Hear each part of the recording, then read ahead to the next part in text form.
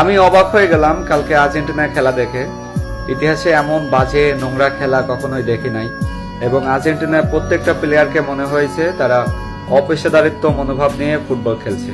আমি জানি না এর পিছে কি কারণ আছে, বা আমার কথা কেউ বিশ্বাস করবে বা করবে না, বা আমাকে খারাপ মন্তব্য করতে পারবে, বাট আমার থেকে মনে হয়েছে যেন এই খেলাটাকে পারিপার্শ্বিকভাবে সমঝোতা করা হয়েছে বা কোনো চাপের মাধ্যমে আর্জেন্টিনাকে ডিস্ট্রয়েড করা হয়েছে।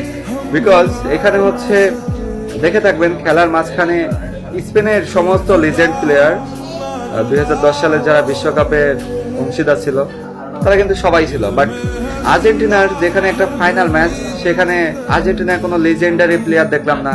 লাইক অ্যাগুয়েরো প্রত্যেক ম্যাচেই আসে, ডিমারিয়ার আসার কথা ছিল, জেনারেলি প্রত্যেক ম্যাচেই আসে, অ্যাটলেটিকো দি মাদ্রিদের সিমিওনে কোচ প্রত্যেক ম্যাচেই চলে আসে, অ্যাটলাস্ট মেসির বউ, মেসির ছেলে পেলে, আমি কাউকেই আর্জেন্টিনার কাউকেই দেখলাম না। এবং এত বড় একটা ম্যাচ যেখানে আমেরিকাতে অনুষ্ঠিত হচ্ছে, আর্জেন্টিনার কোনো বড় ব্যক্তিবর্গ কাউকেই ম্যাচে উপস্থিত দেখলাম না।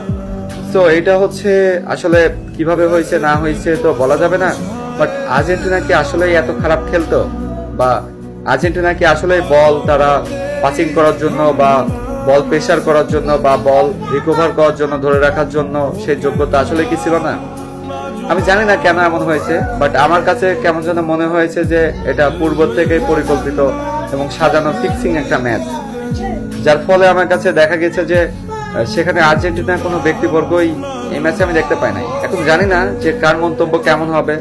আমি জানি এক দলের সাপোর্টার আছে, তারা এখন এসে আজে বাজে মন্তব্য করবে, বাট হয়তো আমি বিশ্বাস করি যে এই ম্যাচের কোনো না কোনো কিছু উদ্ঘাটন হবে যে কেন আর্জেন্টিনা এমন খেললো আর কেন এমনটা হলো। বাট বাই দ্য ওয়ে, যারা হচ্ছে আর্জেন্টিনাকে নিয়ে সমালোচনা করে তারা ফুটবল লাভার না।